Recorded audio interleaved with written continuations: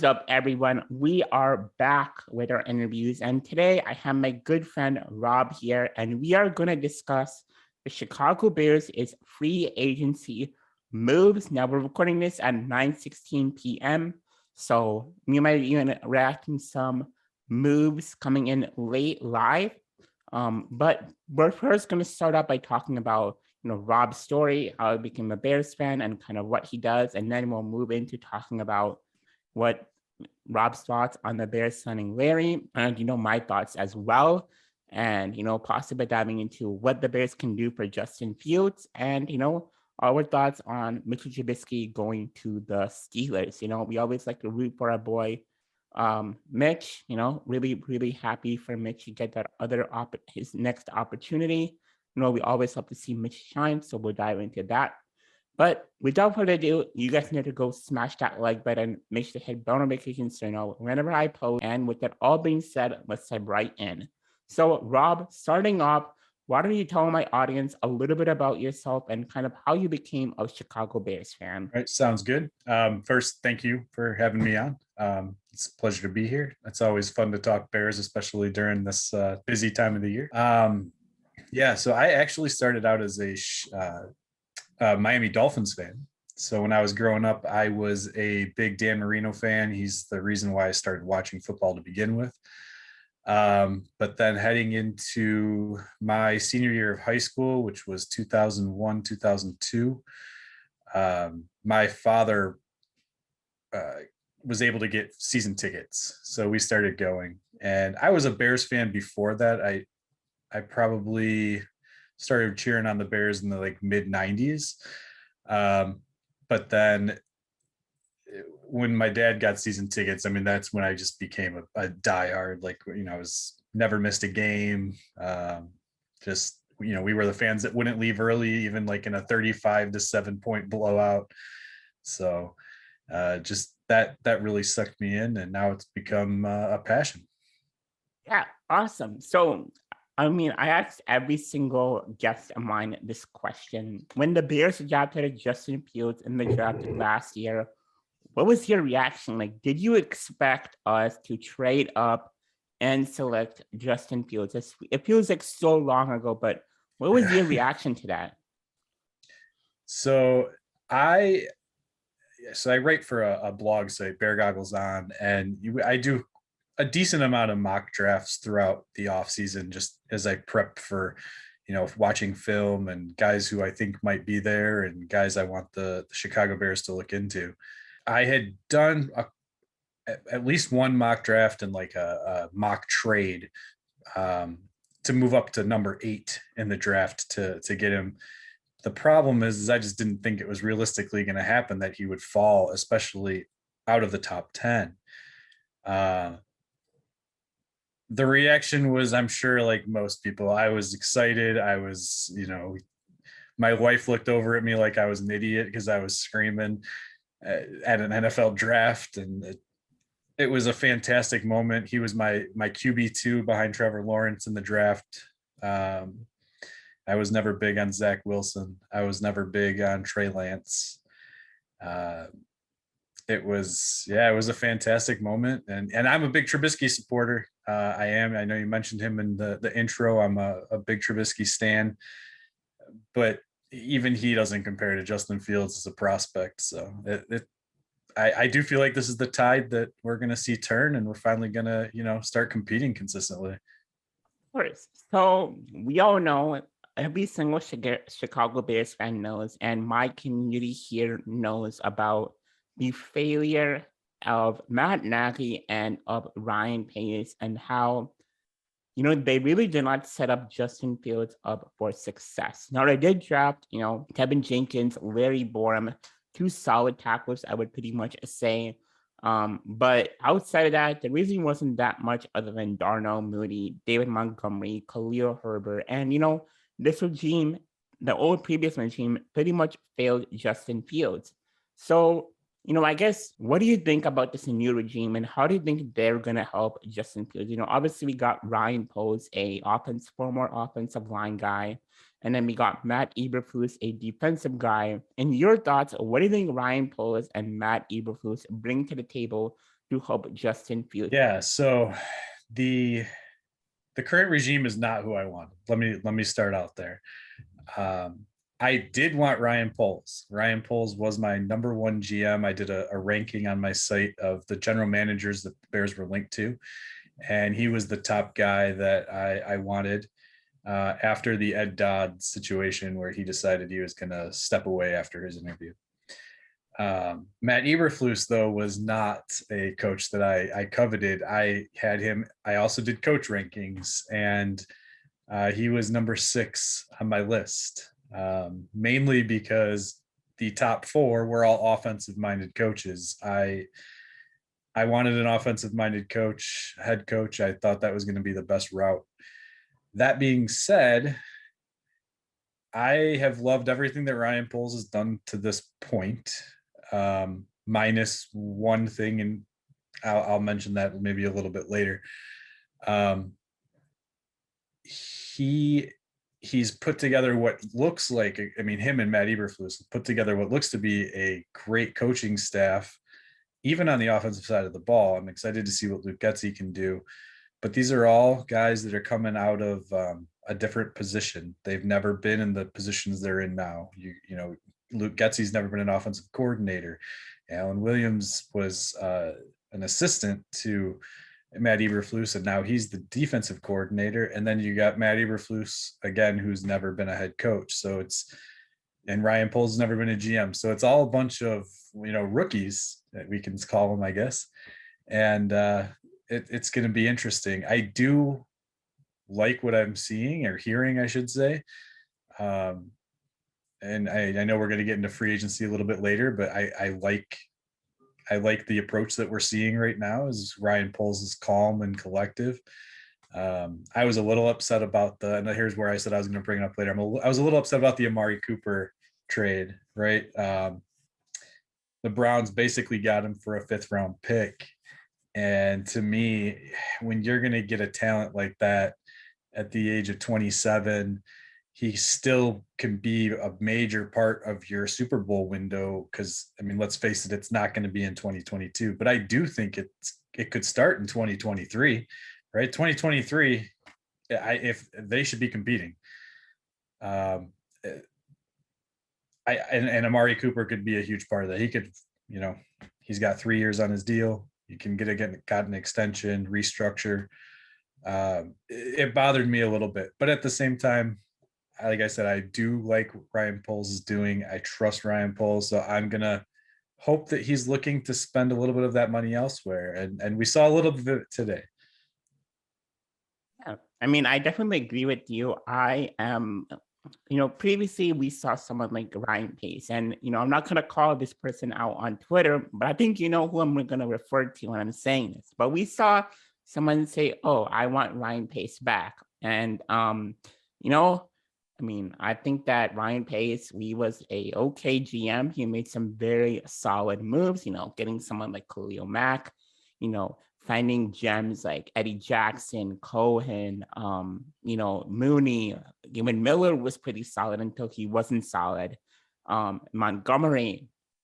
But my problem with Ryan Pace is that, as a GM, you have to be aggressive. I liked Ryan Poles' approach, being calm, playing the game, playing football like how chess is supposed to be played. So I like how Ryan Poles is doing that. With Ryan Pace, he was just making like really, really aggressive moves, and sometimes that backfired. We saw him overpay for Mike Glennon. And, if Ryan Pace were the GM today, I would probably see the Chicago Bears, signing Christian Kirk, someone that, a lot of people kind of wanted to a bigger contract than what Jacksonville gave him. And I'm really happy that we have Ryan Poles saying, okay, wow, yeah, there's no way I'm going to be paying $21 million a year for a slot receiver. And I'm happy about that. But, I do wish that Ryan Poles had a little bit more aggressiveness, but still being calculative. What I mean by that is, I would have loved to see the Chicago Bears go for someone like Austin Corbett, who just re-signed with the LA Rams. I'm not mad about it, but it's a deep concern for me, like who's going to start at center? Because I think the last thing that we want is someone like Sam Mustipher signing. So So I'm much support starting. I mean, so that's kind of my concern. But we'll see what happens. I'm a guy who, I'm not very patient at times. I'm a young blood, so that patience kind of lacks, and want to see things come quickly. But I'm willing to stick it out and see what Ryan Poles has in um store. But yeah, just your thoughts on the Chicago Bears not making that move for like Austin Corbett. And do you think like there's some aggressiveness lacking from Ryan Poles? I don't think there's aggressiveness lacking, and here's why. We just saw Khalil Mack get traded to the Los Angeles Chargers, and I was one of the very few that said, listen, Khalil Mack, Robert Quinn, they are not safe. Their contracts are tradable. Stop saying they're not tradable. They are tradable. And we didn't get quite the return. The second round pick doesn't bother me. The sixth round pick is a little bit troublesome. I was hoping, and I guess technically we could still hear changes to that trade as far as the underlying details, because it's not official until Wednesday.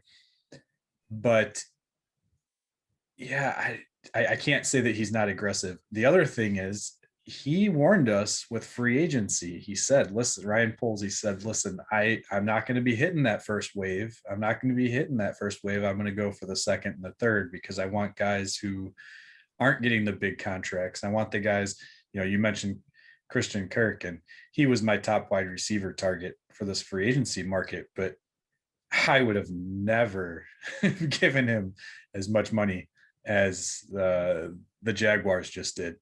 I had him at about 10 to 12 million per year is where I would have been okay with signing him at. So like you said, I mean, let's see Ryan Poles use some patience, not get those type of players. But he came out of the gate and he kind of surprised me. Larry Ogunjobi. He was one of the guys that a lot of people had kind of tied to Chicago as far as who we wanted to see them go out and get. And he's now the 10th highest paid defensive tackle in the league. So again, there's some more aggressiveness. What's the problem? And I don't want to say it's too much of a problem yet, but we'll kind of look at where you were talking with center. The problem is that you went and got another defensive guy.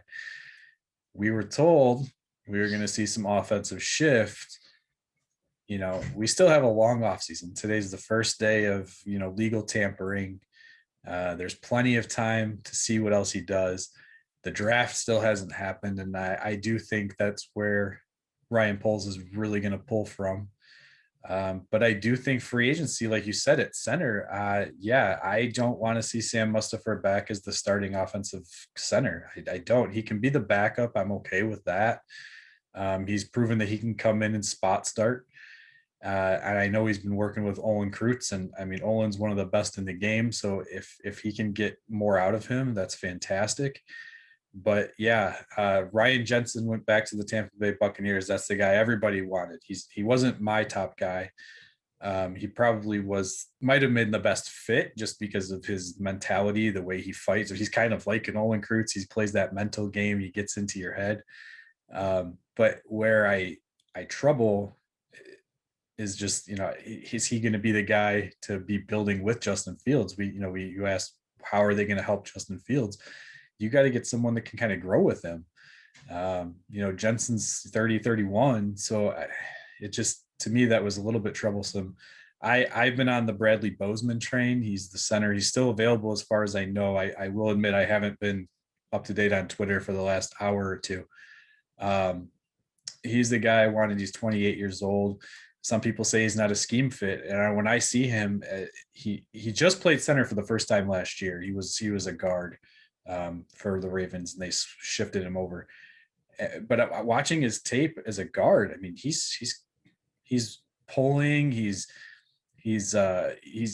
honestly running some of the outside zone plays. It's just that the Ravens are more of a power run quarterback option type team, so they don't play the same outside zone scheme that we're expecting Luke Getsy to run. But So yeah, I mean it's troublesome that they didn't get the center from the Rams. It's troublesome that they don't, again, Bozeman's still out there, so I'm still hopeful with that. They there's been a couple other guys that have signed. I'm blanking on names right now, but it was it's a little frustrating. I can see where you want to be like, okay, and with Ryan Pace, it might have been more exciting today, right? Like we might have seen, like you said, that Christian Kirk signing, or even the Zay Jones contract from Jacksonville. They're just throwing money at wide receivers left and right. No, I definitely agree with you. I think that, right now the main priority should be the offensive line. I mean, right now, if we look at the offensive line and where it is right now, at center, you got someone like Sam Mustipher. At tackle, you have Tevin Jenkins and Larry Borum. I'm not too worried about the tackles, but then you have the guard. You have someone like Cody Whitehair starting. That's a bit of a question mark for me. And then you have, a unknown at right guard because you don't know what they're going to do with James Daniels. He's on the market right now. What I'm seeing is that there is no interest from teams. His market has been relatively quiet, which probably signals to me like, okay, is James Daniels coming back? Um, I've seen some reports that Poles likes him, Poles doesn't like him. So, only time will have to tell. But right now, that's a concern. I mean, that's not a top tier offensive line that's going to protect Justin Fields. Now you have more free agency, you have the draft with some solid pieces. But, right now, this offensive line is now built in the trenches, like Ryan Poles said. On the defensive line, pretty much, yeah, that's built in the trenches as it stands right now. But the offensive line still needs some work. I would love to see someone like Bradley Bozeman come. I would love to see us re-sign someone like James Daniels to a James Daniels to a relatively cheap deal. And then in the draft, you could probably go and get a center, maybe in like the later rounds. I like this guy from Arizona State. He's really good. And then you can possibly get a guard. I'm blanking on his name, but he's one of the later guards that you can probably get to possibly, compete with Cody Whitehair, maybe eventually take his spot. So, I mean, yeah. And then also, talking about receivers, my number one receiver, I don't know about you, is George Pickens. I like George Pickens a lot. I think he's going to fit what the Bears need, someone who is big, someone who's also relatively fast, someone who's physical, and someone who's going to fight to get Justin Fields his touchdowns. I really like George Pickens, and I think he's going to be a star in the NFL. So I like him and possibly someone like Jalen Torbert. I think he's going to be solid as well. So Ryan Poles goes into the jabs and he gets these two, if he gets like Jalen Torbert, George Pickens, a guard and a center, and then like a cornerback in the earlier rounds. I'm going to be really, really happy on what he does. At center, I like this guy named Jalen Pierre. He's from Baylor, and in all the mock drafts that I've done, he's been able to survive till 39. And then in one of the mock drafts I did, I got this Florida cornerback. I forget his name, but I was surprised that he fell to 39, but I snagged him. So we'll have to see what Ryan Poles has to do. But there's a lot of needs on this roster, and that makes me a little bit concerned on how he will address all of them because we have cornerback, as it stands, we have center, guard. So we'll have to see how Ryan Poles addresses this team. I mean, I can't really argue with anything that you're saying there. And honestly, seeing him be, a little standoffish, and I shouldn't say standoffish, but not as aggressive in this early part of free agency just kind of shows the poise. And, he's kind of saying, look, I'm not too big for this job. I'm ready. I'm not going to, just jump into the fire. And some people like the aggressive approach. Some people obviously like that he's standing down, but we got to give him time. I mean, that's the thing. It's a new regime. We got a relatively new quarterback, and like you said, the previous regime kind of ruined him. I don't think he was ruined like Mitch Trubisky was ruined, but I do think his stats last year looked way worse due to the scheme, due to the fact that he doesn't have the people around him. He's trying to do everything he can himself.